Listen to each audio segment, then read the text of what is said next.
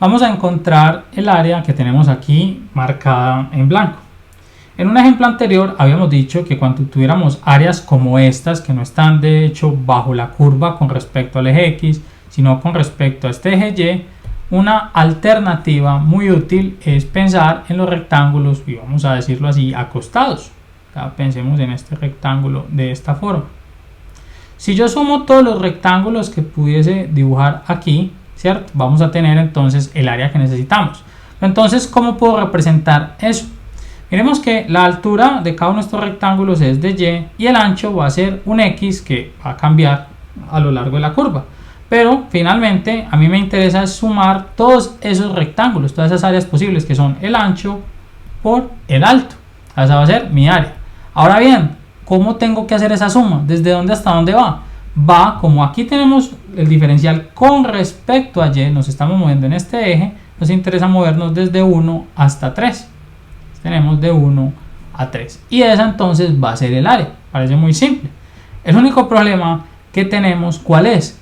El problema que tenemos es que aquí tenemos una integral de X por dy. Y nosotros tenemos que tener la integral en términos de la variable que nos dictamine el diferencial, tal como acá, miren, yo voy a integrar a f de x con respecto a x, aquí tengo que integrar a esta función, a lo que tuviese acá, con respecto a y. Entonces, ¿cómo lo puedo hacer?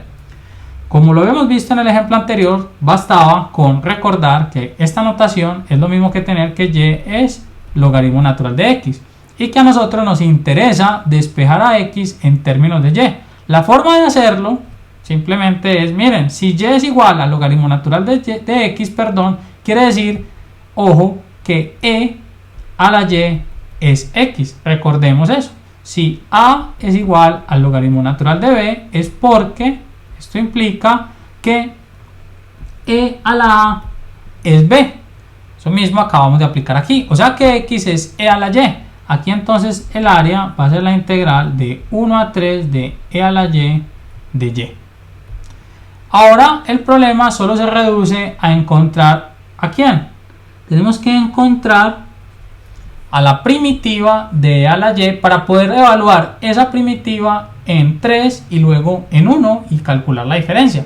Miren que la primitiva de e a la y, vamos a hacerlo por aquí aparte, es una primitiva bastante fácil. ¿Por qué? Digo que es fácil.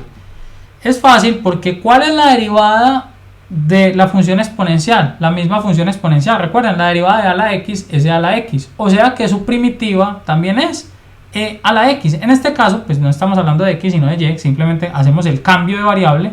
La que tenemos que es e a la y más c. A nosotros no nos interesa la c. A nosotros simplemente nos interesa que la primitiva también es e a la y. Y evaluamos entre 1 y 3. ¿Por qué la primitiva? Recuerden, si derivo e a la y, ¿qué obtengo? E a la y también. Pero entonces, teniendo esto, basta con evaluar en cada uno de los puntos. Esto es lo mismo que tener e a la 3 menos e a la 1. No lo voy a resolver, esto simplemente se hace con calculadora, lo pueden hacer allí en sus casas. ¿Qué quiero que notemos aquí? Miren que en el ejemplo anterior habíamos dicho que otra alternativa para resolver el problema era calcular el área de este rectángulo, ¿cierto? Y restarle el área bajo la curva. Aquí no nos sirve. Miren que si hacemos eso directamente no nos va a ser útil. ¿Qué tendríamos que hacer? Tendríamos que calcular el área hasta aquí, miren, el área de este rectángulo y restarle esta área, y eso sí es válido.